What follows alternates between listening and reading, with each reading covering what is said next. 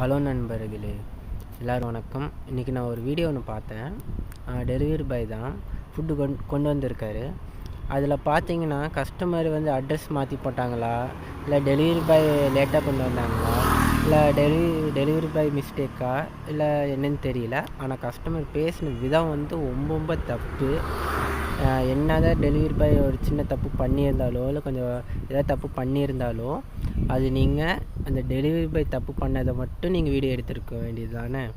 அதை விட்டு போட்டு நீங்கள் டெலிவரி பாய் வந்து அசிங்கமான வார்த்தையோ ரொம்ப குச்சப்படுத்தி பேசுகிறது ரொம்ப தப்பு.